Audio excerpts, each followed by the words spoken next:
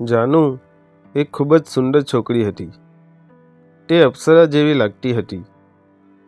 તેના લગ્નને 3 વર્ષનો સમય થઈ ગયો હતો, પરંતુ તેનો પતિ બહાર એક કંપનીમાં નોકરી કરતો હોવાથી તેને અત્યાર સુધી કોઈ સંતાન નહોતું.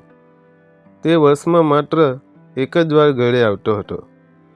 તે બહાર શહેરમાં રહેતા હોવાને કારણે જાનુનો પતિ તેને સમય આપી શકતો ન હતો, જેને કારણે જાનુ ઉદાસ રહેતી હતી અને તેનો પતિ જાનુની બિલકુલ ચિંતા કરતો નથી અને તે ઘરમાં તેના મોટા ભાઈ, ભાભી અને સસરા સાથે રહેતી હતી. ઉનાળામાં વેકેશન હતું, જેને કારણે તેના ભાઈ અને તેની પત્ની બહાર ફરવા ગયા હતા અને જાનુ તેના ઘરે એકલી હતી. ઘરે એકલી હોવાથી તે ખૂબ જ ખુલીને રહેતી હતી.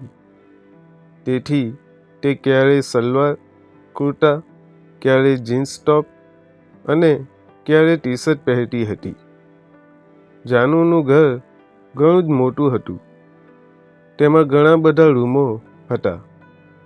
એક દિવસ જાનુના સસરા છગનભાઈ ચારધામની જાત્રા કરી ઘરે પાછા આવ્યા અને તે સમયે ઘરમાં કોઈ ન હતું.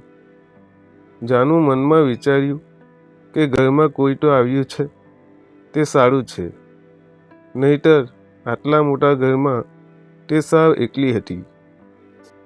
તેના સસરા એકદમ યુવાન દેખાતા હતા. તેની ઉંમર 46 વર્ષની આસપાસ હતી.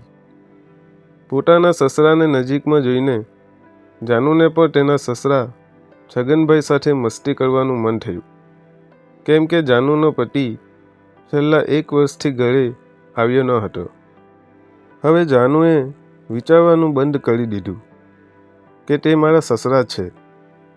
જાનુ પણ તેની સાથે સારું વર્તન કરતી હતી, પરંતુ તે પછી જાનુને ખબર પડી કે સસરા છગનભાઈ તેની તરફ પ્યારભરી નજરોથી જોઈ રહ્યા હતા. જાનુના સસરા હંમેશા જાનુને ખૂબ ધ્યાનથી જોતા. તેના સસરાના આ દેખાવ પરથી તે તરત સમજી ગઈ કે તેના સસરા છગનભાઈ તેની પાસે શું ઈચ્છે છે. સસરા આ બધું જાનુને ક્યારેય કહી શક્યા નહીં, કારણ કે તેમની વચ્ચે સસરા અને વહુનો સંબંધ હતો. તે સસરા છગનભાઈના ઈરાદાને જાણતી હતી અને તેને પણ એની જરૂર હતી.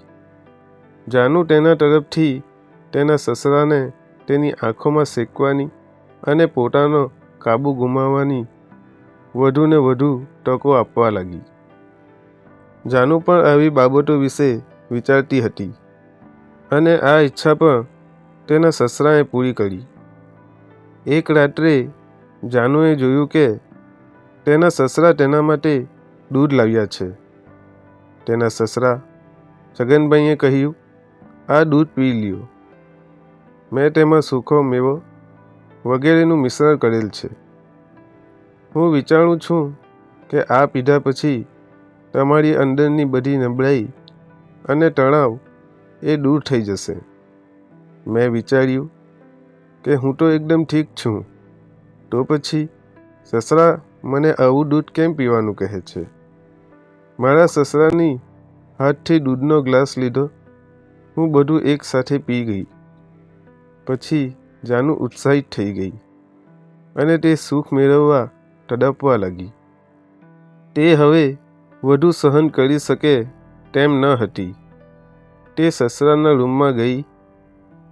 તેના સસરા છગનભાઈ જાનુને જોઈને ખુશ થઈ ગયા, કારણ કે તેણે બિછાવેલી જાળમાં તે ફસાઈ ગઈ હતી. તેના સસરાએ તેને ગરમ કરવા માટે દૂધમાં દવા ભેળવી હતી અને પછી જે બન્યું તે જાણવા માટે ચેનલને સબસ્ક્રાઈબ કરો, વિડીયોને લાઈક કરો. વિડીયો પૂરો જોવા બદલ તમારો ખૂબ ખૂબ ધન્યવાદ.